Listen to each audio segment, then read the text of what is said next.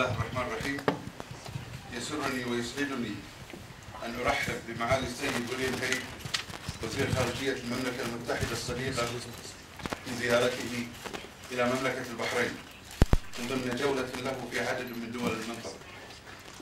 إن ما يربط بين بلدينا الصديقين يعود لقرون عدة ويغطي مختلف الجوانب والمجالات، حيث أسسنا معا في هذه الفترة الممتدة شراكة حقيقية لضمان أمن واستقرار المنطقة، ووضعنا معا أسس النهضة المدنية التي شهدتها المنطقة عبر تاريخها الحديث. وأود أن أبلغكم بأن صاحب الجلالة الملك المفدى سيستقبل معالي وزير خارجية المملكة المتحدة للتأكيد على عمق هذه الصداقة والشراكة والدفع بها إلى مجالات وآفاق جديدة إن شاء الله. كما استقبل صاحب السمو الملكي رئيس الوزراء الموقر معالي الوزير وبحثوا معه مختلف جوانب العلاقات الثنائية والقضايا الهامة في المنطقة ومختلف الأمور ذات الاهتمام. وقد أنهينا للتو اجتماعا ثنائيا تطرقنا فيه إلى عدد من الأمور وأوجزها كالتالي. في مجال العلاقات الثنائية تم استعراض ما تم تحقيقه بين البلدين من خلال عمل الفريق المشترك الذي تم تشكيله إثر زيارة صاحب الجلالة الملك المفدى إلى المملكة المتحدة في الصيف الماضي، وذلك في مختلف المجالات الاقتصادية والاستثمارية والخدمات وغيرها من الأمور الثنائية. أيضا بحثنا موضوع التطورات الأخيرة في جمهورية مصر العربية الشقيقة، وأكدنا على ضرورة عودة الاستقرار والأمن إلى هذا البلد الشقيق بما يسمح بتحقيق الالتزامات التي قدمتها حكومته تجاه تحقيق مطالب وتطلعات الشعب المصري الشقيق في جو من التعاون والثقة المتبادلة بين الجميع.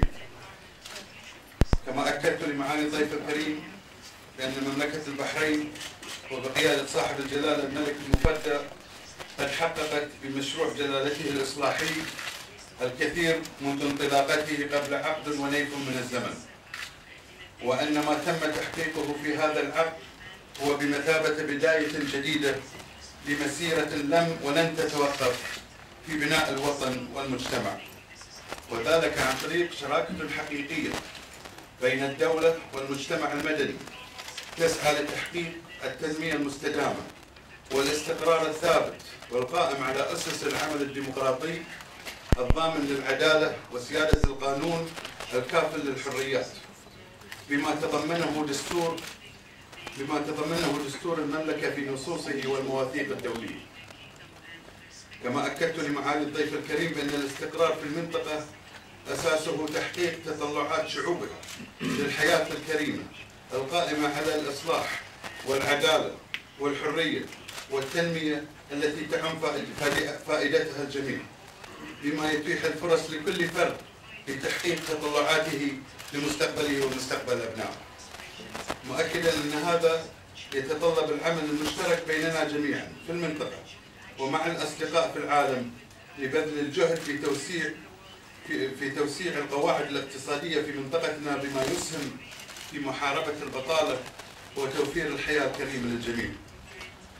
كما رحبت بتصريح معالي الضيف الكريم بأنه فيما يتعلق بمسألة القضية الفلسطينية وضرورة التوصل إلى حل دائم لها وبذل كل جهد ممكن وبدون تأخير لدفع مسيرة عملية السلام من جديد.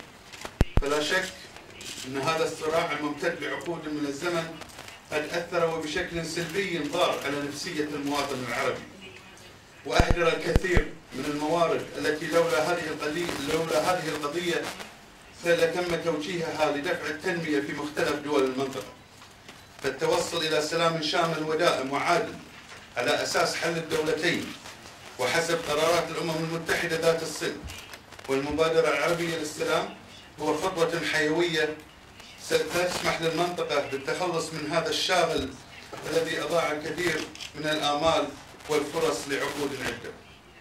إضافة إلى كل ذلك بحثنا العديد من الأمور والقضايا في المنطقة كالملف النووي الإيراني والوضع في لبنان وفي اليمن وفي أفغانستان والعراق، مؤكدين سعينا المشترك الجاد للتوصل إلى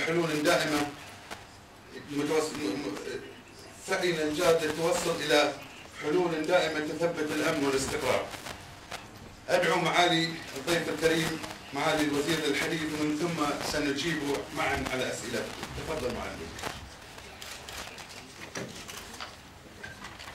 Well, thank you very much indeed. I'm delighted to be here in Bahrain this evening at the... Is that better? Yeah, much better. Very good. It's turned on. I'm delighted to be here in Bahrain this evening at the end of a series of visits over the last few days through Tunisia and Yemen and Jordan and the United Arab Emirates. And this morning I had an excellent and cordial meeting with His Royal Highness the Prime Minister to discuss our bilateral relations.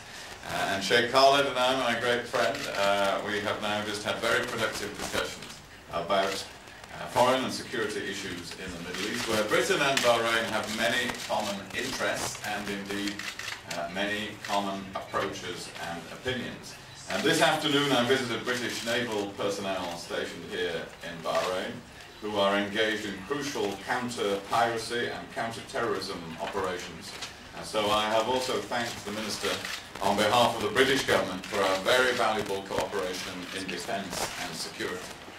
We think in Britain that it is a moment of opportunity in the Middle East, and indeed we have discussed the importance of an effective response to the aspirations of the Egyptian people. And it's a moment of opportunity with calls for greater economic and political openness in some countries and a renewed focus on the needs and aspirations of young people in the region. I always stress that all countries in the region are very different, and here in Bahrain you have made many important political reforms alongside your growing economic success. And we strongly welcome such steps, and I know from my meetings today that Bahrain intends to build on these in the future. The Minister and I have agreed that it could also be a time of growing danger unless the international community shows resolve and energy in the coming months in some particular areas, in particular the Middle East peace process. In Britain, we believe that now is the time to accelerate efforts to restart negotiations on a two-state solution, a solution based on 1967 borders, before the window for such an agreement closes. And in our view, it is in the interest of all parties to make urgent progress and to begin to lay the foundations for a lasting agreement which cannot safely be deferred. We also think we must not allow our attention to be deflected from the growing threat of nuclear proliferation in the Middle East. We were highly disappointed that at the recent Istanbul talks, Iran refused to discuss its nuclear program or to accept the generous offer from the E3+3. The door to negotiations with Iran remains open, but talks must be credible and must address Iran's nuclear activities.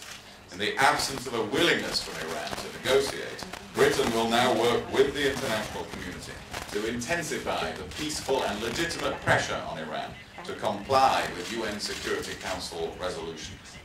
Our government has made it a priority to increase consultation with our partners in the Gulf on foreign policy issues, including Iran, and we will step up that cooperation over the coming months as part of our drive to elevate our ties with all our allies in this region, including Bahrain. This year, of course, Bahrain will celebrate 40 years of independence. It is a landmark in your history, a time to celebrate your many remarkable achievements as a nation. But in Britain, we also see it as a milestone in the long friendship between our two countries, a relationship which we value enormously, which we will never take for granted, and which we will work to strengthen further in the years to come. Thank you very much. Thank you very much. I highly appreciate your words, Mr. Secretary. Mohammed Fadel.